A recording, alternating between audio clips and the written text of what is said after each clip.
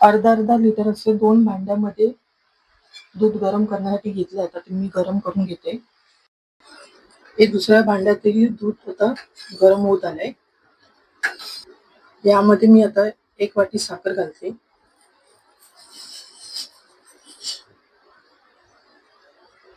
पाव चमचा हळद पावडर, पाव चमचा वेलची पावडर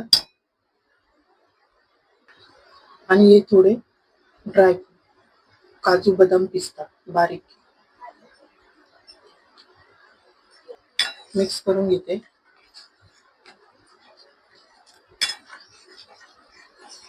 मला एक अशी उकळी आली आहे. आता मी गॅसची फ्लेम स्लो करते आणि 5 मिनिटं असं थोडं गरम करून घेते. गॅस बंद करून घेते. आता हे दूध काढण्यासाठी मी 2 चमचे लिंबाचा रस घेतलाय. एक चमचा करून असा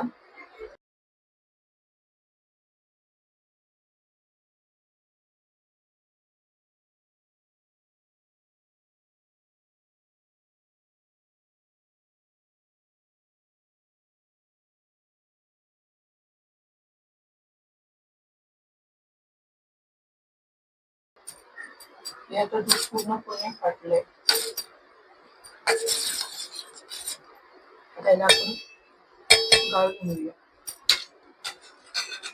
यावर मी एक झारा ठेवते आणि त्यावर कॉटनचा असा कपडा घालून घेते. तो आपण गाळून घेऊया.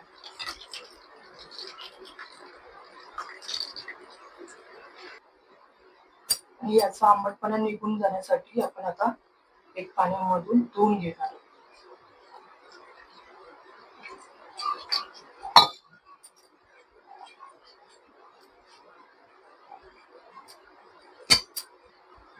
असं कपडा पकडून आपण त्याला पूर्ण असं गाळून घेऊया. म्हणजे पनीर असं तयार होईल.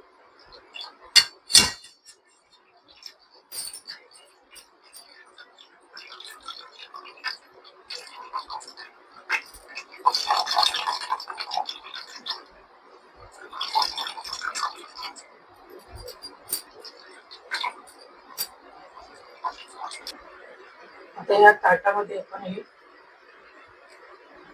माव्याचा गोळा म्हणजे पनीर काढून घेऊया. पण तळव्याच्या साहाय्याने पण याला प्रेस करून घेऊया. छान असं मेल्ट करून घेऊया.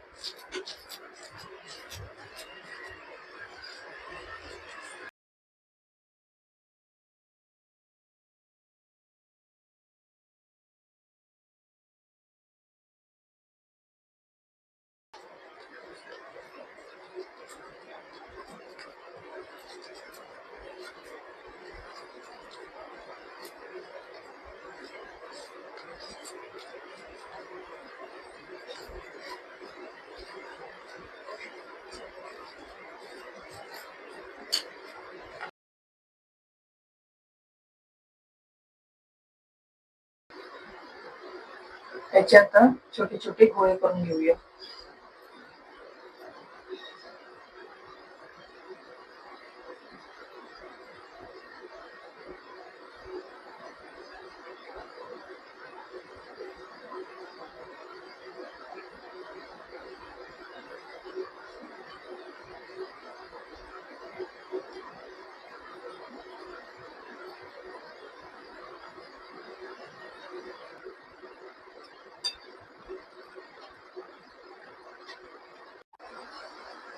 हे आपल्या रसमलाईचे गोळे तयार झाले. आता मी गॅसवर पाणी तापत ठेवते. आता मी टोपामध्ये 5 ग्लास पाणी गरम करत ठेवते.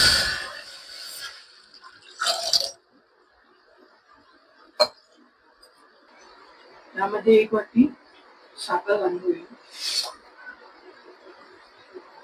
ते गोळे सोडूया. गॅसचा फ्लेम स्लो ठेवते. म्हणजे कसं त्याचा आकार चेंज झाला असेल तो बरोबर सेट मध्ये येईल.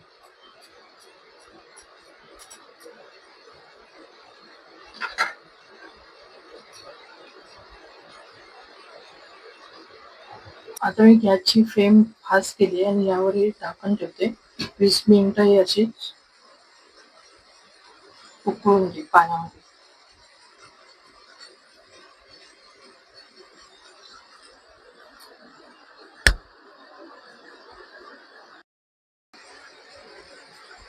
आता आपण बघून घेणार आहोत रसमलाई अंगुरी शिजली का.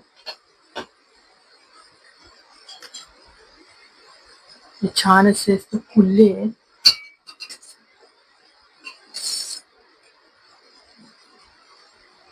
मी गॅस बंद करते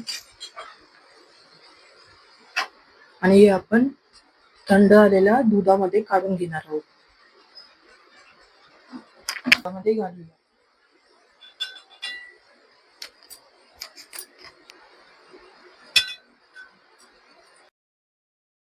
आपली तयार झाली खाण्यासाठी अंगुरी रसमलाई. प्लेट मध्ये काढते.